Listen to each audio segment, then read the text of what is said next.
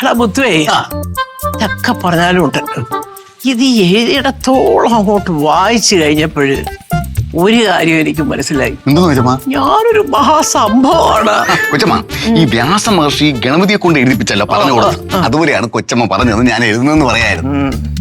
ഏതായാലും എനിക്ക് ഒരു കാര്യം നിന്നോട് പറയാനുണ്ട്. എന്ത് കൊച്ചമ്മ? ഇത് വായിച്ചപ്പോഴല്ലോ എനിക്ക് എന്റെ കൈ പിടിച്ച് ഒരു ഷേക്കാൻ്റെ കൊടുത്താൽ കൊള്ളാറുണ്ട്. അതാണ് അഭിമാനം എന്ന് പറയുന്നത്. വായിച്ചു കേട്ടപ്പോഴല്ലേ തോന്നുന്നത്. ഞാൻ പോലും വിചാരിച്ചില്ലേ. പക്ഷെ കൊച്ചമ്മ, ഇതില് ആ പ്രശോഭൂഞ്ഞിനും പ്രതീക്ഷൂഞ്ഞിനും ചെറിയ ഒരു നീരസം ഉണ്ട്. എന്തോന്നടാ ഈ സാഹിത്യം എന്ന് പറയുന്നത് 7 അയലത്തൂടെ പോയിട്ടില്ല. 4 അക്ഷരം കൂട്ടിച്ചേർത്ത് വായിക്കാറില്ലല്ലോ. പിന്നെ ഇവനൊക്കെ എന്തോന്ന് പിടിക്കാതിരിക്കുന്നത്?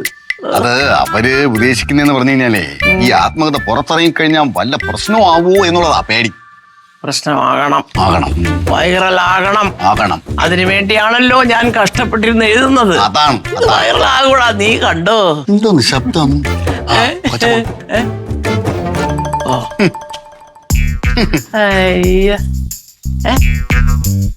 ഇതെന്താ? ഹരോഹര പിടിച്ചു. ഇതെന്താ? പേടിപ്പിക്കാതെ കൊച്ചേ. വേണ്ട, ഇവിടെ തന്നെ കെട്ടിക്കോ. എന്തോന്നടേ ഇതല്ല? അമ്മയുടെ പേരില് പ്രത്യേകം നമ്പൂരിയെടുത്ത് കൊടുത്ത് പൂജിപ്പിച്ച ചരടാ. അത് മാത്രമല്ല, അമ്പലത്തിൽ പറഞ്ഞിട്ട് ഒരു വഴിപാടും നേർച്ചയൊക്കെ നേർന്നിട്ടുണ്ട്. അത് മാത്രല്ല, അമ്പലത്തിലൊരു ചുറ്റുവിളക്കിനും കൂടെ നേർച്ച് പണം അടച്ചിട്ടാണ് ഞങ്ങൾ ഇവിടെ വന്നിരിക്കണത്. എന്താ നിങ്ങളുടെ ഭാഷയിൽ ഒരു വള്ളുവനാടൻ ശൈലി? ഞാനും അതാ ശ്രദ്ധിച്ചോണ്ടിരുന്നേ. കണ്ടിരിക്കണോ, പോയിരിക്കണോ, അടിച്ചിരിക്കണോ, വന്നിരിക്കണോ, എന്തിനു ഇത്രയും ഗുണോ ഉള്ള കാര്യം പറ. കാരണം ഉണ്ടമ്മേ, ഞങ്ങൾ അവിടെ ചെന്ന് ക്ഷേത്രത്തിലോട്ട് പോയപ്പോ അവിടെ ഉള്ളവരൊക്കെ ഞങ്ങളോട് ചോദിക്കാൻ നിങ്ങൾ ഏത് കോവിലത്തെയാണെന്ന്. ഞാൻ പറഞ്ഞു ചന്ദ്രാസത്തിലെ തമ്പുരാട്ടിയായ സുഹാസിനിയുടെ മരുമക്കളാണെന്ന്. അതെയോ? പലരും വിചാരിച്ചു വെക്കണു അമ്മ ഏതോ കോലത്തെ തമ്പുരാട്ടിയാണെന്ന്. അല്ല, അത് ഞാൻ ഒരു കാര്യം പറയാം.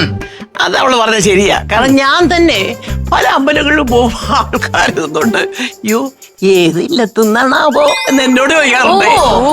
ലപ്പൂമണമേറ്റ് കിടക്കും കല്ലിനുമുണ്ടാവും ഒരു സൗരഭ്യം. പ്രമാണം. അല്ല, ഇവിടെ പറയുമ്പോ 2 കല്ലുകൾക്കും ഉണ്ടാവും സൗരഭ്യം ആക്കേണ്ടി വരും. അല്ല, കാര്യം ഇതൊക്കെ പറഞ്ഞാൽ ഇപ്പോഴും സംഗതി കൊണ്ട് മനസ്സിലായിട്ടില്ല. എന്താണാവോ ഉദ്ദേശം? അതെന്താന്ന്, അവിടെ പഴയ വീട്ടില് അമ്പലമൊന്നും ഇല്ലല്ലോ. ഇല്ല. അതുകൊണ്ടാ ഒരു കാര്യം ചെയ്യും. എനിക്ക് നിന്റെ വർത്താനം കേൾക്കുമ്പോ എനിക്ക് ശ്വാസം പൊട്ടുന്നു. നിനക്ക് അതിനെക്കാട്ടി ശ്വാസം മുട്ടലുണ്ടെന്ന് എനിക്കറിയാം. നീ പഴയ സ്റ്റൈലിലൊക്കെ പറഞ്ഞാൽ അത് പുതിയത് കയറി പിടിക്കണ്ട. ഇപ്പോഴാണ് സമാധാനായ. നമ്മൾ പണ്ട് താമസിച്ചില്ലേ അരുവിക്കര വീട്, അവിടെ അമ്പലമൊന്നും ഇല്ല. അതുകൊണ്ട് അയ്യോ, അത്ര ഉണ്ടായിരുന്നുള്ള കാര്യം. ഞാൻ പേടിച്ചു കുണു എന്ന് പറഞ്ഞ് 2 കൂടെ ഇടോ പോലെ നിന്നോണ്ട് എനിക്ക് വയ്യ. അമ്മയുടെ ആരോഗ്യവും മനസ്സുഖമാണ് ഞങ്ങളുടെ ഏറ്റവും വലിയ സന്തോഷം. തീർച്ചയായിട്ടും കൊള്ളാം. എനിക്കത് തുടക്കം മുതൽ അറിയാമല്ലോ. അമ്മ നമ്മുടെ ദൈവമാണ്. അമ്മ ഞങ്ങളെ അനുഗ്രഹിക്കണം. അയ്യോ, തീർച്ചയായിട്ടും ദൈവം പിന്നെ അനുഗ്രഹിക്കാതെ കൊള്ളാം. ഇതുപോലത്തെ 2 പേരെ അനുഗ്രഹിക്കാതെ ദൈവം വെറുതെ വിടുവോ? എന്നാ പിന്നെ നമുക്ക് കിച്ചൺ ഡ്യൂട്ടിയിലേക്ക് പോകാം. എന്നാ പിന്നെ അങ്ങോട്ട് ചെല്ലട്ടെ അമ്മ. ആയിക്കോട്ടെ. അങ്ങനെ വേണ്ട, അടുക്കള കാര്യമൊക്കെ നോക്കിക്കോളാം. വേണ്ട, നമ്മൾ മരുമക്കള് നോക്കിക്കോളാം. അമ്മയുടെ ആത്മകഥ തീരുന്നത് വരെ അമ്മയുടെ എല്ലാ കാര്യങ്ങളും മരുന്നും ആഹാരവും ഒക്കെ ഞങ്ങൾ നോക്കും. അല്ലേ? ആയിക്കോട്ടെ. അമ്മയ്ക്ക് ഇഷ്ടമുള്ള ആഹാരമാണേ ഈ ഒരാഴ്ചയായിട്ട് ഉണ്ടാക്കി കൊടുക്കണതേ. നന്നായി. അത് തന്നെ അങ്ങനെ മുന്നോട്ട് പോട്ടെ. ആയിക്കോട്ടെ. നടക്കുക അനുജത്തി.